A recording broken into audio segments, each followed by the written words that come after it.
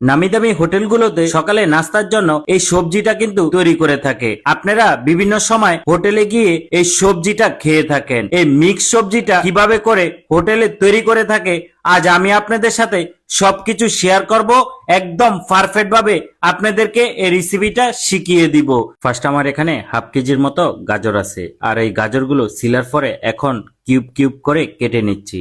আর অবশ্যই মিক্স সবজিতে আপনারা এরকম কিউব ছোট ছোট টুকরা করে কেটে নেবেন, তাহলে সবজি কাটিং গুলা দেখতে খুবই সুন্দর দেখা যাবে।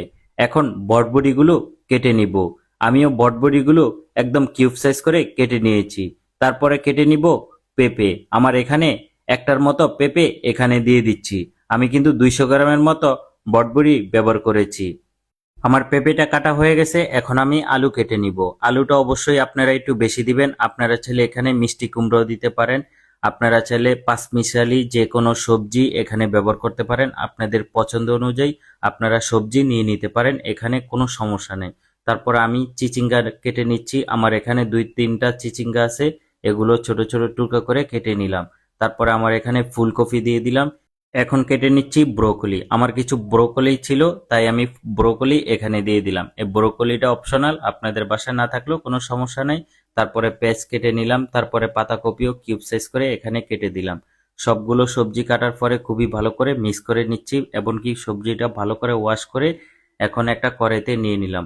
ফার্স্টে কড়াইতে নেওয়ার পরে এখানে পরিমাণ মতো পানি দিয়ে দিলাম, তারপরে স্বাদ অনুযায়ী লবণ দিয়ে দিলাম। এখন দিয়ে দিলাম হলুদের গুঁড়া। হলুদের গুঁড়া হাফ টেবিল চামচের মতো দিয়ে দিলাম। তারপরে দিয়ে দিলাম অল্প একটু মরিচের গুঁড়া। এখন দিয়ে দিলাম 1 টেবিলের থেকে একটু বেশি আদা রসুন পেস্ট। তারপরে কিছু আস্তা মশলা দিয়ে দিলাম, এলাচ দারচিনি তেজপাতা একদম কম করে দিবেন। তারপরে দিয়ে দিলাম পেঁয়াজ কুচি।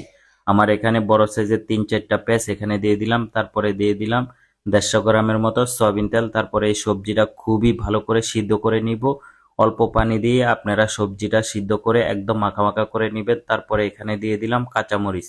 আপনাদের স্পাইসি অনুযায়ী আপনারা কাঁচামরিচ দিয়ে দিবেন। এখন সবজিটা খুবই সুন্দর করে বাগা দিয়ে নিব। ফার্স্টে একটা কড়াইয়ের ভিতরে এখানে সয়াবিন তেল দিয়ে দিলাম, তারপরে পেঁয়াজ রসুন শুকনা মরিচ দিয়ে দিলাম।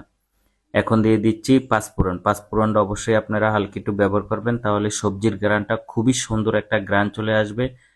পেঁয়াজটা ভাজা ভাজা হয়ে গেলে খুবই সুন্দর করে আমি বাগার দিয়ে নিচ্ছি। দেখেন আমি কিভাবে করে বাগার দিয়ে নিলাম। আর বাগার দেওয়ার সময় অবশ্যই আপনারা একটু পেঁয়াজ আর রসুনটা বাড়িয়ে দিবেন। এখন দিয়ে দিলাম জিরার গুঁড়া, তারপরে দিয়ে দিলাম ধনিয়ার গুঁড়া। এখন আর একটু স্বাদ অনুযায়ী লবণ দিয়ে দিলাম, তারপরে দিয়ে দিলাম ধনিয়া পাতা। দেওয়ার পরে খুবই ভালো করে মিক্স করে নিচ্ছি। আর এভাবেই করে কিন্তু বড় বড় হোটেল বলেন, নামি দামি হোটেল বলেন, এই সবজিটা করে থাকে সকালের নাস্তার জন্য। এই সবজিটা পরোটা বলেন, রুটি বলেন, ভাত বলেন, সবকিছুর সাথে এই সবজিটা খাওয়া যায়।